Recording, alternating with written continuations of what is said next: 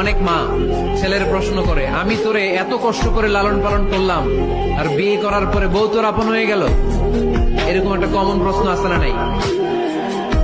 এক চালাক ছেলে মারে উত্তর দিছে, মা তুমি মা ডাক শোনার জন্য জীবনে কি কষ্টটাই না করছো।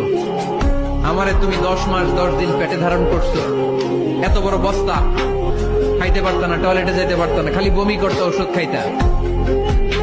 10 মাস পেটে ধারণ করলা, 2 বছর দুধ খাওয়াইলা, আমার পেশাব পায়খানা পরিষ্কার করলা। এরপর 2 বছর বয়সে 3 বছর বয়সে আমার মুখে বোল ফুটলো, তখন আমি তোমারে ডাকতে শুরু করলাম, মা মা। এই মা ডাক শোনার জন্য তুমি এত কষ্ট করলা, আর পরের বাড়ির মাইয়া বাড়িতে আইসাই তোমারে ডাকা শুরু করছে মা মা। তো যেই লোক তোমারে মা ডাকে তারে আমি ভালোবাসবো না কেন মা? ঠিক কিনা? আমার মুখের মা ডাক শোনার জন্য তুমি এত কষ্ট করলা, কি কষ্ট। আর পরের বাড়ির চিনি না জানি না এক মেয়ে এসেই তোমার ডাকা শুরু করছে মা মা। তো যে আমার মারে মা ডাকে তার স্থান তো আমার হৃদয়ে, ঠিক কিনা? প্রথমে শাশুড়ি আম্মারা শোনেন, মহিলা প্যান্ডেলের শাশুড়িরা, ছেলের বউয়ের উপর রাগ করেন না। আপনার অনেক অভিজ্ঞতা আছে, বৌমার কোন অভিজ্ঞতা আছে? নতুন এক্সপেরিয়েন্স নাই। বৌমাকে একটু সময় দেন, একটু গুছায় নিতে দেন, পারবে। রান্না ভালো হয় না, পারবে।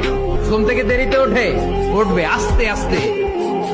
আপনাদের সাথে মানায় চলতে পারে না, পারবে, সব পারবে। আপনিও একদিন পারতেন না।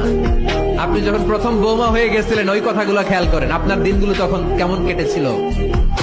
এজন্য পাড়াডা গায়ের শাশুড়ি আম্মারা, বউদের উপর জুলুম করেন না, অত্যাচার করবেন। অনেক শাশুড়ি আছে পান থেকে চুন খসলে বদদোয়া দেয় বৌমারে, আছে না নাই? কিন্তু এটা কল্পনা করে না যে এটা আমার নিজের পেটে ধরা ছেলের বউ।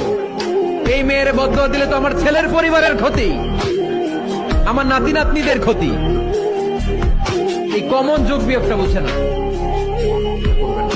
কষ্ট দিবেন না বৌমাকে, খেয়াল রাখবেন।